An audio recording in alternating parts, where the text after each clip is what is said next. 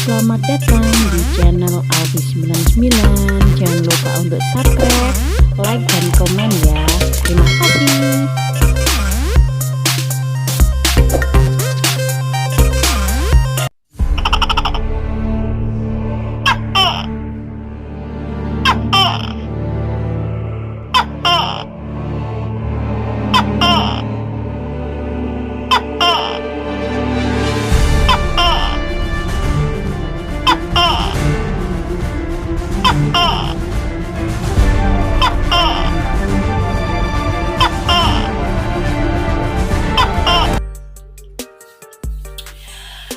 Hai guys, assalamualaikum warahmatullahi wabarakatuh. Ketemu lagi di channel aku Alfi99.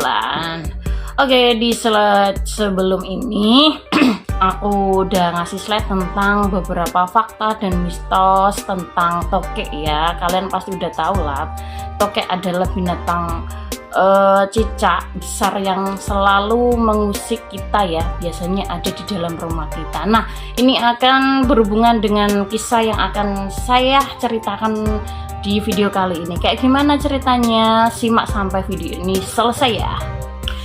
Nah, ngomong-ngomong tentang hewan satu ini atau tokek ini, itu termasuk binatang yang paling aku benci karena saya tuh takutnya luar biasa sama hewan yang satu ini. Jadi pernah kejadian, kenapa sih saya tuh kayak takutnya sama tokek ini? Jadi ada sejarahnya nih. Nah, sejarahnya itu dari nenek saya nih. Nenek saya ini waktu itu tahun berapa ya? Jadi akunya belum lahir. Ceritanya zaman dulu, rumah orang-orang zaman dulu itu kan memang terbuat dari bambu, dari kayu-kayu seperti itu ya. Nah, jadi yang namanya hewan satu ini, tokek itu sering banget menghuni rumah-rumah tersebut karena memang tergolong kalau rumah zaman dulu dari kayu itu memang suasananya adem, jadi mereka itu kayak betah gitu loh, udah biasa zaman dulu.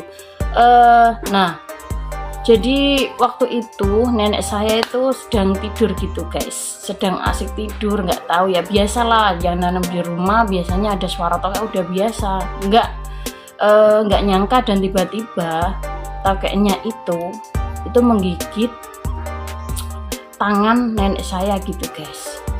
Nah, seketika itu gigitannya itu tidak seperti gigitan hewan-hewan lain ya, tapi melainkan gigitannya itu hampir 2 hari tidak mau lepas. Jadi bukan mitos, kalau memang itu memang benar bahwa tokek itu mitosnya kalau sudah gigit tangan manusia atau bagian tubuh manusia itu sulitnya dilepas itu minta ampun gitu. Jadi ada yang beranggapan bahwa nanti gigitannya tokek itu tidak akan lepas kecuali kalau ada petir ya, gitu kata-kata nenek moyang saya seperti itu. Tapi memang kenyataannya memang seperti itu bukan mitos karena memang ada sejarahnya gitu.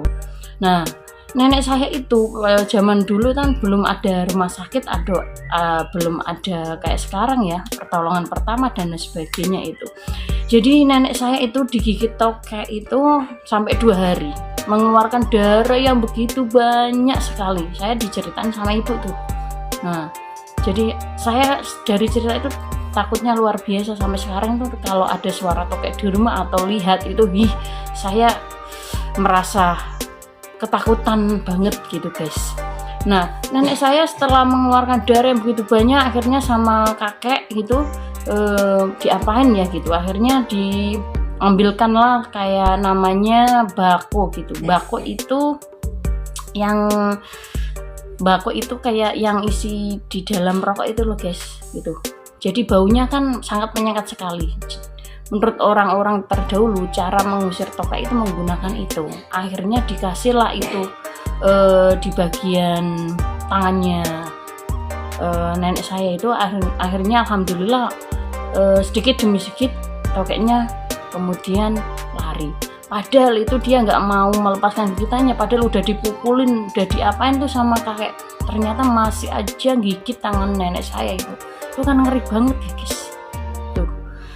Nah, dengan itu saya juga selain itu punya cerita lain. Jadi karena begitu takutnya saya dengan tokek, waktu itu enak-enakan tidur di dalam rumah ya.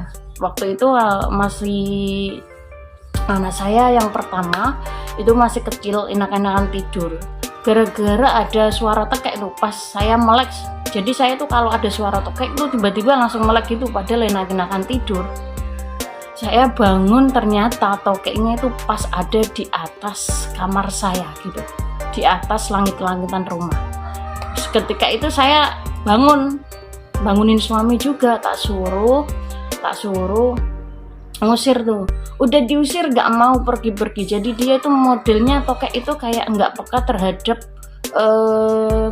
pukulan atau suara-suara yang ngusir dia gitu.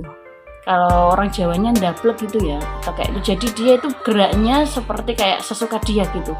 Tapi kalau dia memang ingin jalan, udah jalan, kita itu nggak tahu, tiba-tiba dia ngilang gitu aja. Itu tokek.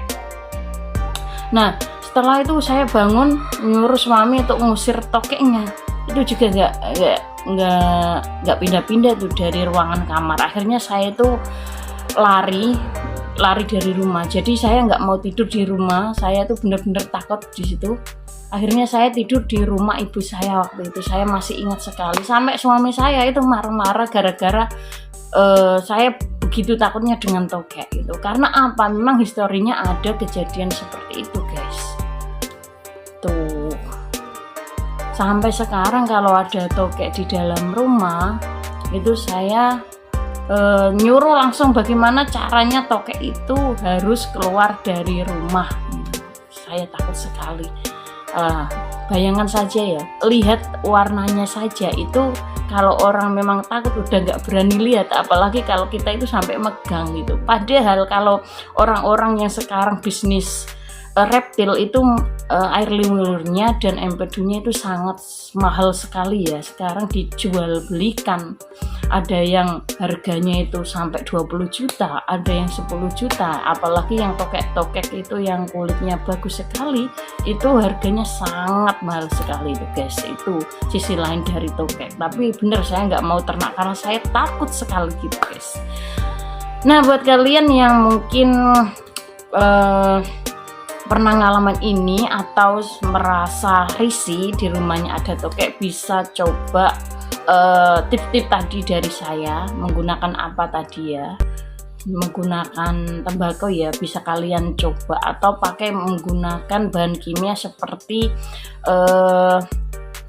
obat pengusir serangga, itu mungkin kalian bisa coba. Karena apa, di dalam rumah itu kadang sering sekali, apalagi yang langitannya terbuat dari kayu gitu.